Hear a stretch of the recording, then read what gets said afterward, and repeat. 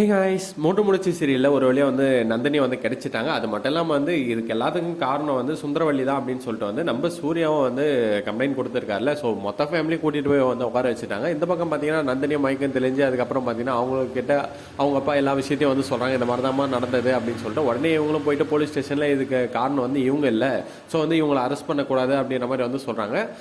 நம்ம சூர்யா இல்லை முடியாது, இவங்களை அரெஸ்ட் பண்ணி தான் ஆகணும் அப்படின்ற மாதிரி சொல்லிட்டு போலீஸ் கிட்ட சொல்லிட்டு இருக்க டைமில் இல்லை அது மாதிரி நீங்கள் அரெஸ்ட் பண்ணணும் நினைச்சீங்கன்னா நான் இன்னொரு கம்ப்ளைண்ட் கொடுக்குறேன் அப்படின்ற மாதிரி சொல்றாங்க. யாருமா நீங்க ட்விஸ்ட் மேல ட்விஸ்ட் வச்சுட்டு இருக்கீங்க அப்படின்ற சொல்லி பார்த்துக்கிட்டு இருக்க டைம்ல இதுக்கு காரணம் இவங்க இல்ல வேற யாரு அப்படின்னு சொல்லிட்டு கண்டுபிடிச்சு தரணும் அப்படின்ற மாதிரிலாம் சொல்லிட்டு நம்ம நந்தினி சொல்றாங்க.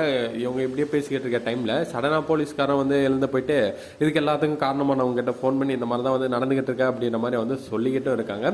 அது மட்டும் இல்லாம பாத்தீங்கன்னா சுந்தரவல்லி நான் இவ பிச்சை போட்டு வீட்டுக்கு போகணும் அப்படின்னு சொல்லிட்டு அவசியம் இல்லை, என்ன அரெஸ்ட் பண்ணுங்க, நான் என்னால முடிஞ்சதை நான் பார்த்துக்கிறேன் அப்படின்ற மாதிரி போலீஸ்கார்கிட்ட சவால்லாம் விட்டுட்டாங்க. ஏன்னா வக்கீல வர சொல்லியிருக்கேன் அப்படின்ற மாதிரிலாம் சொல்லிட்டு இந்த விஷயம் எல்லாத்தையும் இந்த ஆப்போனன்ட் டீம் கிட்ட சொன்ன அடுத்த செகண்டே அவங்களும் இல்லை இந்த பிரச்சனை இதோட முடிச்சு விட்டு அதுக்கப்புறம் பார்த்துக்கலாம் அப்படின்ற மாதிரி சொல்லிட்டு அவரும் சொல்லி அமைச்சிடறாரு. அதுக்கப்புறம் போலீஸ்காரன் இவங்க கிட்ட மாட்டிட்டு நான் படுற பாடு இருக்கு அப்படின்ற மாதிரி கிளம்பி போயிட்டு இந்த மாதிரி ஹையர் ஆஃபீஸர் சொல்லியிருக்காருமா, இவர் கொடுத்த கம்ப்ளைண்ட் செல்லாது அப்படின்னு சொல்லிட்டு இந்த பொண்ணு வந்ததுனால இந்த பொண்ணு கொடுக்குற கம்ப்ளைண்ட்டை தான் நான் எடுத்துக்கணும், அந்த பொண்ணு கம்ப்ளைண்ட் கொடுக்க ரெடியா இல்லை, அதனால நீங்க கிளம்பலாம் அப்படின்ற மாதிரி சொல்லிட்டு நம்ம சூர்யாவும் பயங்கர கடுப்பாயிட்டு இருக்காரு. என்ன பண்ணுறதுன்னு தெரியாமல் அதுக்கப்புறம் இவங்க எல்லாரையும் கிளப்பி விட்டுட்டு நம்ம நந்தினி கிட்ட ஒரு கம்ப்ளைண்ட்டை வாங்குறாங்க. அது மட்டும் இல்லாமல் சுந்தரவல்லி இந்த நாடகத்தை யார் ஆடினது, இதுக்கெல்லாம் யார் காரணம் அப்படின்னு சொல்லிட்டு கண்டுபிடிச்சு சொல்லி ஆகணும் அப்படின்ற மாதிரி சொல்லிட்டு இவங்களும் கிளம்பி போயிருக்காங்க. இதுக்கெல்லாம் காரணமானவங்க கம்மன ஒரு ஓரமாக இருக்காங்க.